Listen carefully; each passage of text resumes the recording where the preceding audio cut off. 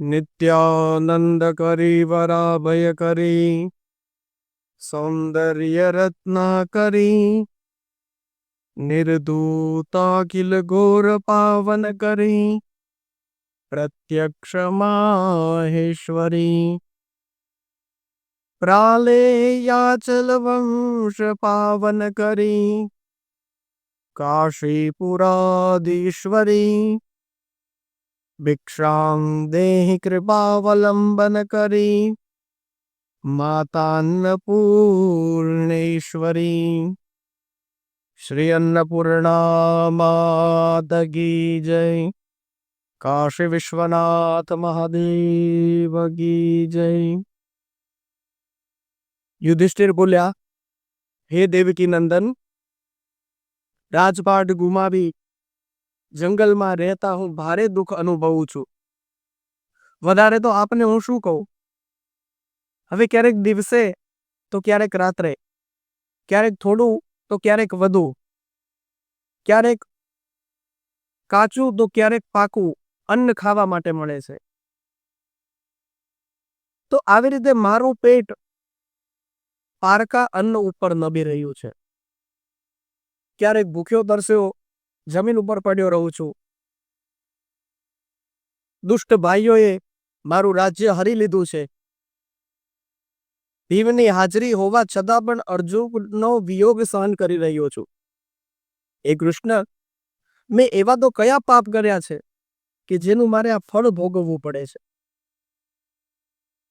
હું શું કરું તો આ ગરીબી, આ લાચારીમાંથી હું દૂર થઈ શકું? આપ મને જણાવો। ત્યારે એવા સમયે યુધિષ્ઠિરના આવા વાક્યો સાંભળી અને ભગવાન કૃષ્ણ કહેવા લાગ્યા કે હે યુધિષ્ઠિર, महाराज दशरथनी आज्ञा अनुसार भगवान श्री राम, जानकी जी और लक्ष्मण जी वनवासनी अंदर ज्यारे गया दंडकारण्यनी अंदर रहता था। एक दिवस भोजन मेळववा माटे लक्ष्मण जी खूब भर्या। सांज पड़ी छतां पण कशुं भोजन माटे मळ्युं नहीं। छेवटे रामजीनी पासे आवी लक्ष्मणजीए वंदन कर्या। चुपचाप कशुं बोल्या विना आंखमां आंसू लावी बैठा।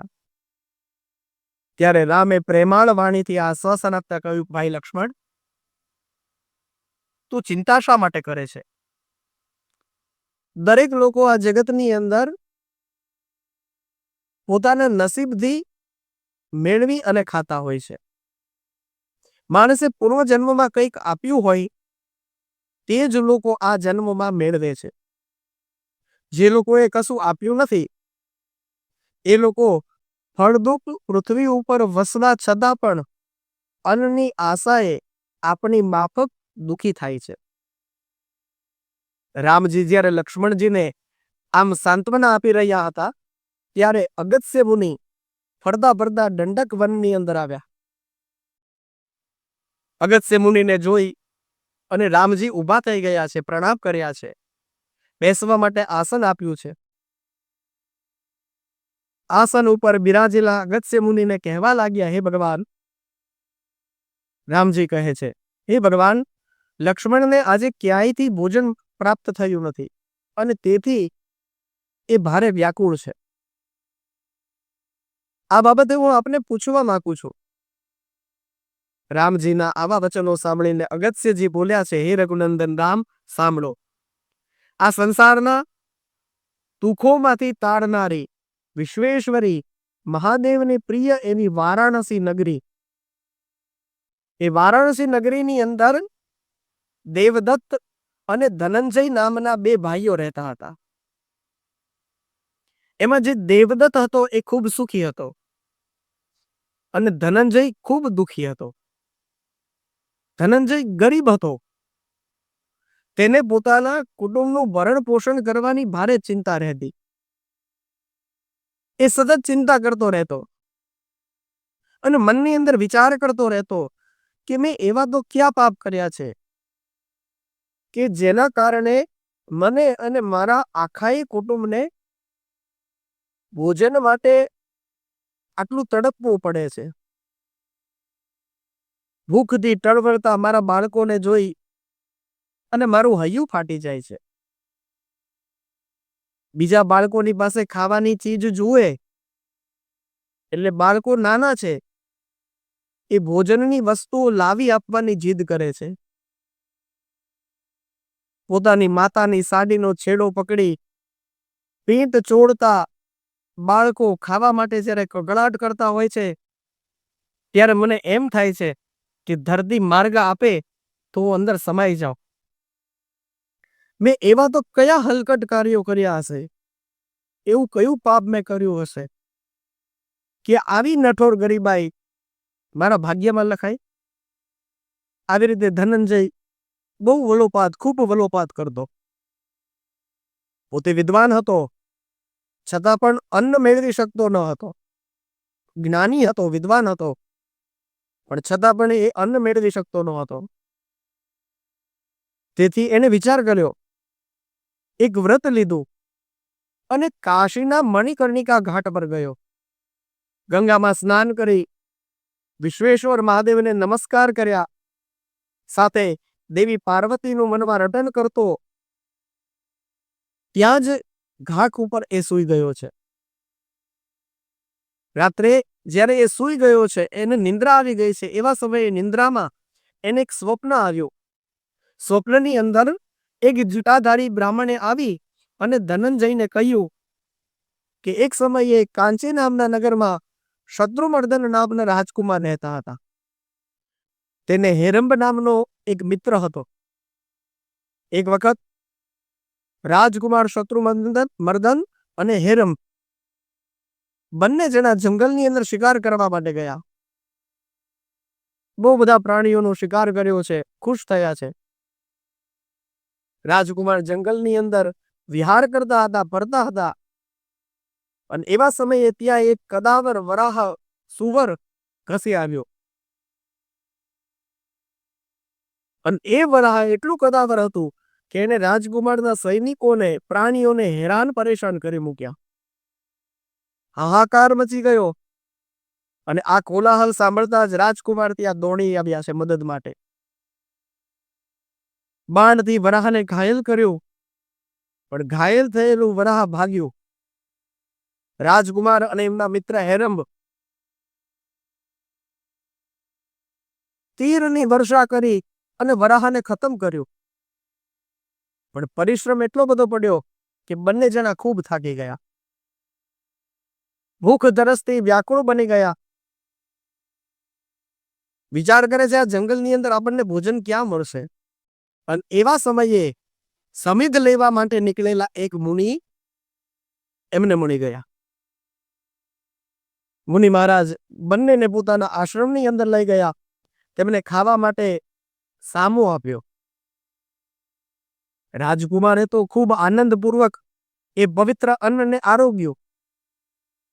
પણ રાજકુમારનો જે મિત્ર હતો હેરંબ, એને સામાની પ્રત્યે તિરસ્કાર બતાવ્યો.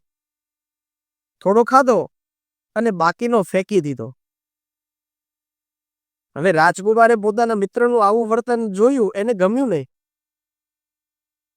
રાજકુમાર ઊભા થયા. પોતાના મિત્રએ જે સામો વેરી દીધો છે, એના એક એક કણ રાજકુમારે વીણી લીધા. એને સાફ કરી, ધોઈ અને પાણીથી સાથે એને આરોગ્યા રાજકુમારે.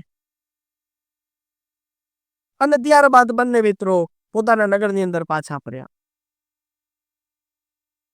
હવે ધનંજય બ્રાહ્મણને આ સ્વપ્ન આવ્યું છે, અને સ્વપ્નની અંદર એ જટાધારી બ્રાહ્મણે ધનંજયને કહ્યું કે એ જે રાજકુમાર હતા ને શત્રુમર્દન, એ શત્રુમર્દન તે જ તારા મોટા ભાઈ દેવદત્ત છે. અને મુનિના આપેલા જે સામાના કણ હતા એ આદરપૂર્વક રાજકુમારે આરોગ્યા, એટલે એ સુખી છે. પણ જ્યારે એમનો મિત્ર હેરંબ એને અન્નનું અપમાન કર્યું અને ફેંકી દીધું, એ હેરંબ બીજું કોઈ નહીં પણ એ તું છે. અન્નનો અનાદર કરવાના કારણે તું આ જન્મમાં અન્નથી વંચિત રહ્યો છો, તું ગરીબ થયો છો. અન્નના સાસા પડી રહ્યા છે. અન્ન વગર તું અને તારો પરિવાર ટળવળી રહ્યા છો. પણ ચિંતા ન કરીશ હે ધનંજય, આ બધું જ ચિંતાઓને તું છોડી દે અને માં અન્નપૂર્ણાનું વ્રત કર, જેથી તું બધી જ મુસીબતોમાંથી મુક્ત થઈ જઈશ. આ સાંભળી બ્રાહ્મણ તત્કાળ તે વ્રતની ચિંતામાં પડ્યા. અન્નપૂર્ણાના વ્રતનું એને ઘેલું લાગ્યું. હવે અન્નપૂર્ણાનું વ્રત કેવી રીતે કરવું એની માહિતી મેળવવા માટે ધનંજય બ્રાહ્મણ ફરતા ફરતા પ્રાગ જ્યોતિષપુર એટલે કે આજનું આસામ, પ્રાગ જ્યોતિષપુરની અંદર આવી પહોંચ્યા. ત્યાં પ્રસિદ્ધ કામાક્ષી દેવીની પૂજા કરી અને આમ તેમ વિહાર કરતા હતા. ત્યાં ઉત્તર દિશાની અંદર એક સુંદર મજાનું સરોવર તેમની નજરે પડ્યું. સરોવરના કિનારે કેટલીક દિવ્ય સ્ત્રીઓ શિવપ્રિયા પાર્વતીની પૂજા કરતી જોઈ. સ્ત્રીઓને પૂજા કરતી જોઈ એ દિવ્ય સ્ત્રીઓની પાસે ધનંજય ગયા છે અને નમ્રતાપૂર્વક વંદન કરીને પૂછવા લાગ્યા કે હે દેવી, આપ શું કરો છો? આ શેનું વ્રત છે? આ વ્રત કરવાથી શું ફળ મળે? આની પૂજા વિધિ કેવી રીતની હોય છે? આ વ્રત ક્યારે કરવું જોઈએ? તો આવી રીતના પ્રશ્નો પૂછવાથી એ દિવ્ય સ્ત્રીઓની પાસે જઈ અને ધનંજયે પૂછ્યું છે કે આ વ્રતનું વિધાન શું છે. શ્રદ્ધા ભર્યા ધનંજય બ્રાહ્મણોના વચનો સાંભળી અને પેલી દિવ્ય સ્ત્રીઓ કહેવા લાગી કે બ્રાહ્મણ, એકાગ્ર ચિત્તે શ્રદ્ધાપૂર્વક તમે અમારી વાત સાંભળો. કલ્યાણકારી માતા અન્નપૂર્ણાનું આ વ્રત છે. આ વ્રત ક્યારે કરવું એવો તમે પ્રશ્ન કર્યો, તો એનો ઉત્તર હું તમને આપું છું. માગસર સુદ છઠના દિવસથી આ વ્રત કરવું. સૂતરના દોરાના 21 તાર લઈ તેને કંકુથી પૂજિત અને સુવાસિત કરવી, 21 ગાંઠ લગાવી, ત્યાર પછી માં અન્નપૂર્ણાની પૂજા કરી આખા 21 ચોખાના દાણા હાથમાં લઈ અને અન્નપૂર્ણા માતાને પ્રાર્થના કરવાની છે કે હે માં અન્નપૂર્ણા, મને અન્ન, પશુ, પુત્ર, યશ અને સુખ શાંતિ આપો. આવી પ્રાર્થના કરી અને હાથમાં રહેલા એ ચોખાથી એ દોરાને વધાવી લેવાનો છે. પુરુષે જમણા હાથના બાવડા ઉપર એ દોરો બાંધવો, સ્ત્રીઓએ ડાબા હાથે બાંધવો અને ત્યારબાદ એકાગ્ર ચિત્તથી અન્નપૂર્ણાની વ્રતની કથા સાંભળવી. આમ 21 દિવસ સુધી આ કથા સાંભળવી, નિયમિત દોરાની પૂજા કરવી અને 21 દિવસે જ્યારે વ્રત પૂરું થાય ત્યારે માગશર મહિનાની વદ પક્ષની 11ના દિવસે સફેદ વસ્ત્રો પહેરી પૂજામાં બેસવું. ચોખાની ઢગલી કરવી, અષ્ટદલ બનાવવું અથવા તો ચોખાની ઢગલી કરી એના ઉપર અન્નપૂર્ણા માતાની સ્થાપના કરવી. ડાબા હાથમાં અન્નનું ભરેલું પાત્ર રાખવું, જમણા હાથમાં કડછી ચમચો રાખી અને અન્નપૂર્ણા માતાને એ બતાવવું. ત્યારબાદ માતાજીનું ધ્યાન કરવું. કંકુ, ચોખા, ફૂલ, ધૂપ, દીપ, વસ્ત્ર, નૈવેદ્ય, આરતી, પ્રાર્થના વગેરે રીતે માતાજીની પૂજા કરવી. છેલ્લે દંડવત પ્રણામ કરી માતાજીની પ્રદક્ષિણા કરી હાથ ઉપર બાંધેલો દોરો છોડી અને માતાજીને અર્પણ કરવો. 21 પાત્ર અન્નના ભરી અને બ્રાહ્મણોને દાન કરવું.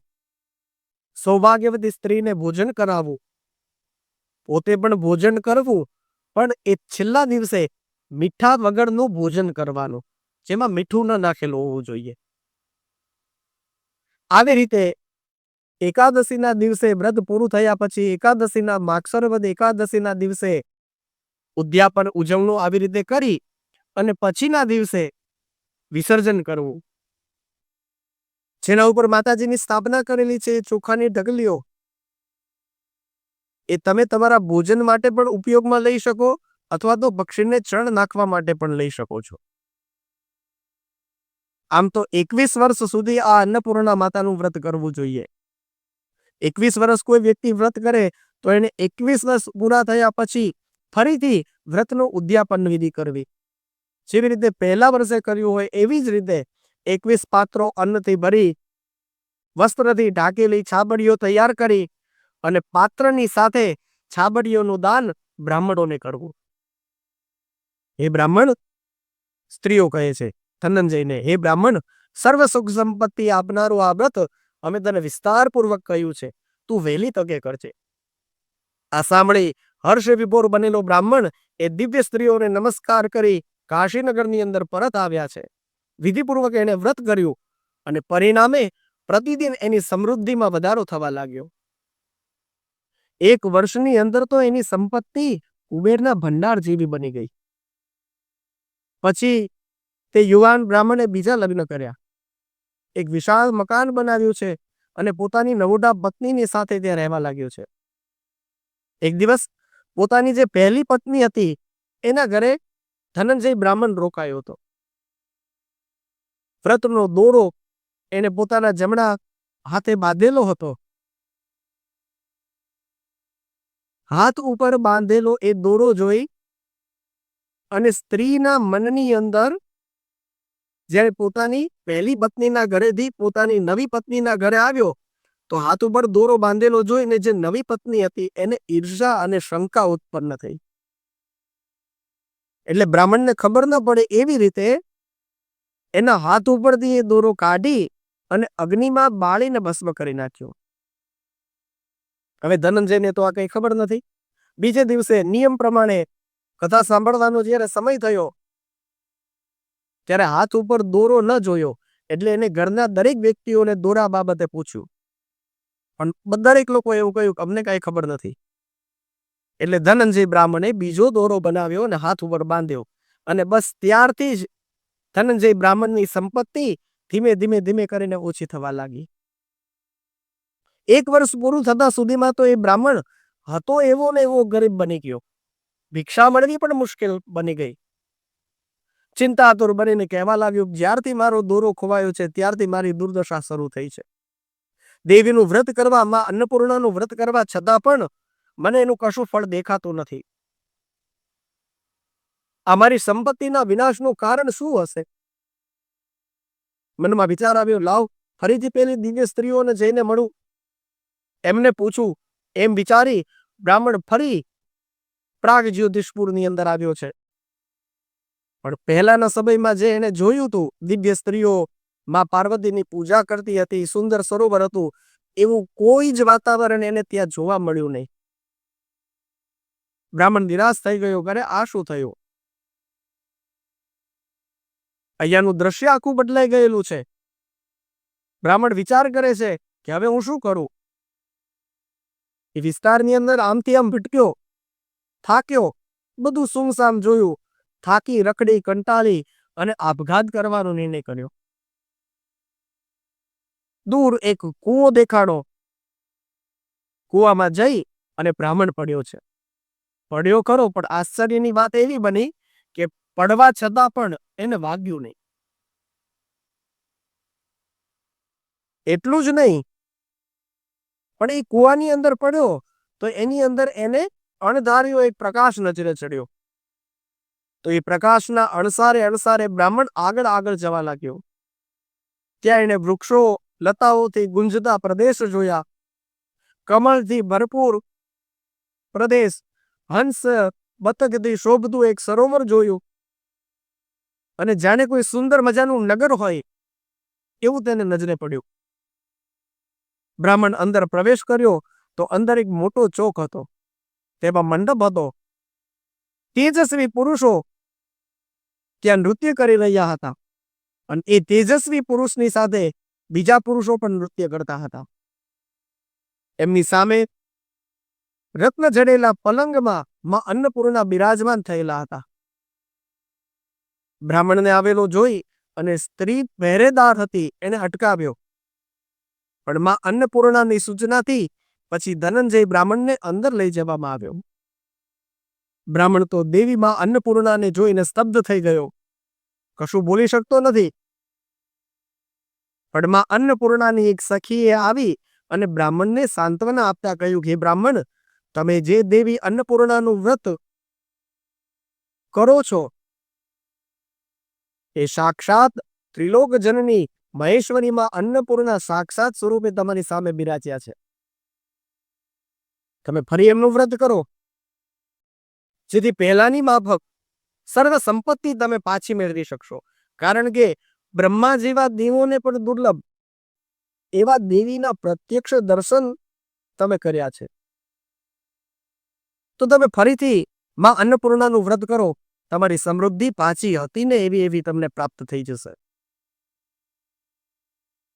ધનંજય બ્રાહ્મણ તો માં અન્નપૂર્ણાના ચરણોમાં દંડવત પ્રણામ કરીને બોલ્યો, હે માં, મારી ગરીબાઈ, મારી દરિદ્રતાને દૂર કરો, મને શરણમાં લો. માં અન્નપૂર્ણા કહેવા લાગ્યા, એ બ્રાહ્મણ, મારું ઉત્તમ વ્રત છે. આ દુનિયામાં જે કોઈ પણ મનુષ્ય આ વ્રત વિધિપૂર્વક કરશે તેમની સુખ સમૃદ્ધિમાં હું વધારો કરીશ. એમના જીવનની અંદર અન્નનું દુઃખ કોઈ દિવસ એમને નહીં ભોગવવું પડે, બાળકોનો વિયોગ સહન નહીં કરવો પડે. જેના ઘરની અંદર મારી કથાનું વાંચન અને શ્રવણ થતું હશે તે પ્રત્યેક ઘરની અંદર હું પહેલાની માફક આજે પણ નિવાસ કરીશ. એ બ્રાહ્મણ, તું પણ સંત મહાત્માઓને અન્નદાન કરજે. કાશી નગરીની અંદર પાછો જઈ અને મારું વ્રત કરજે, જેથી તારી સુખ સંપત્તિમાં અચૂક વધારો થશે. અને હું પણ કાશીનગરમાં વિશ્વેશ્વર મહાદેવની પાસે જમણા ભાગે રહેવા માટે જાઉં છું. આજે પણ કાશીની અંદર વિશ્વેશ્વર મહાદેવના દર્શન કરીને બહાર નીકળો તો ભગવાન વિશ્વનાથના જમણી બાજુ, મંદિરની જમણી બાજુ માં અન્નપૂર્ણાનું સ્થાનક છે. તો માં અન્નપૂર્ણાની આજ્ઞા પ્રમાણે બ્રાહ્મણ કાશીનગરની અંદર પાછા આવ્યા છે. ફરીથી ભાવથી, ભક્તિથી, શ્રદ્ધાથી અન્નપૂર્ણા માતાનું વ્રત આરંભ કર્યું છે અને વ્રતના પ્રભાવથી દિવસે દિવસે ફરી સુખ અને સમૃદ્ધિમાં વધારો થયો છે. પોતાના કુટુંબની સાથે આનંદપૂર્વક જીવન પસાર કરી અને અંતે ધનંજય બ્રાહ્મણ શિવલોકને પ્રાપ્ત થયા છે. શ્રી અન્નપૂર્ણા માતા કી જય. કાશી વિશ્વનાથ મહાદેવ કી જય. ઓમ નમઃ પાર્વતી પતયે. હર હર મહાદેવ હર.